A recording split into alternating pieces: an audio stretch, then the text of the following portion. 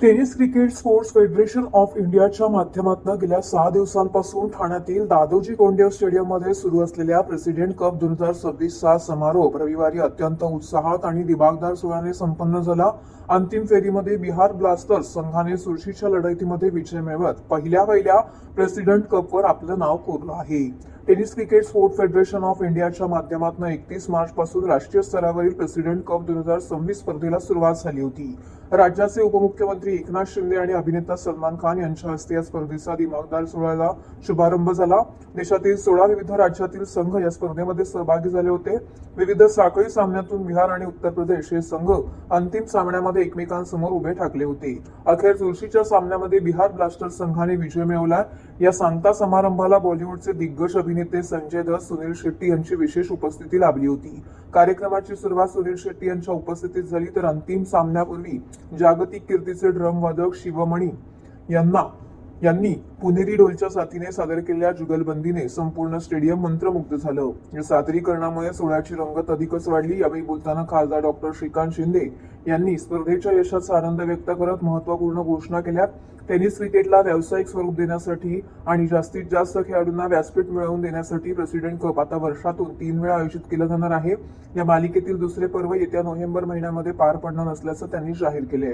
विजेत्या बिहार ब्लास्टर्स संघाचे अभिनंदन करतानाच डॉक्टर शिंदे यांनी स्पर्धेमध्ये सहभागी झालेल्या सर्व खेळाडूंच्या खेळाडू वृत्तीचे आणि आयोजक समितीच्या नियोजनाचं कौतुक केलंय। क्रीडा रसिकांनी दिलेल्या उदंड प्रतिसादामुळे ही स्पर्धा यशस्वी झाल्याचं त्यांनी नमूद केलंय। 1 कोटी रुपयांचं भव्य पारितोषिक खेळाडूंना प्रोत्साहन देण्यासाठी या स्पर्धेचं बक्षीस स्वरूप अत्यंत भव्य ठेवण्यात आलेलं होतं। विजेत्या संघाला 1 कोटी रुपये आणि उपविजेत्या संघाला 50 लाख रुपये इतकी मोठी रक्कम बक्षीस स्वरूपामध्ये देऊन त्यांचा गौरव करण्यात आला आहे। ग्रामीण भागातील आणि टेनिस क्रिकेटमधील गुणवान खेळाडूंना आर्थिक पाठबळ मिळून त्यांनी प्रेरणा मिळावी, हा यामागचा मुख्य उद्देश असल्याचं त्यांनी सांगितलंय। IPL चल रहा है। थाना देखिए, थाना जिले में मैं सालों साल से आता रहा हूँ, हमेशा आता रहा हूँ, और मैंने एक चीज देखा है कि जो भी होता है यहाँ पर बहुत ही दिल से और एक पैशन से होता है।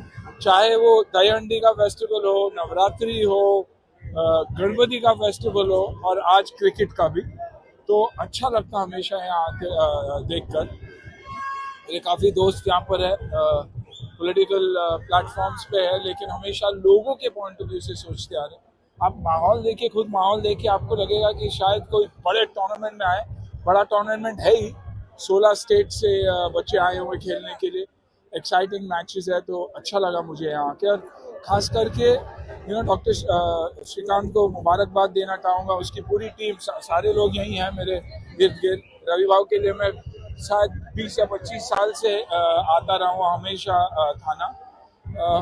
बस यही कहना चाहूँगा कि लोगों को और बढ़ावा देना चाहिए स्पोर्ट्स के लिए, खास करके बच्चों के लिए। तुम्ही ठाण्यात नेहमी येत असता, ठाण्यामध्ये दांडिया उत्सवासाठी येता, दहीहंडी उत्सवासाठी येता, आज क्रिकेटसाठी आलेला आहात।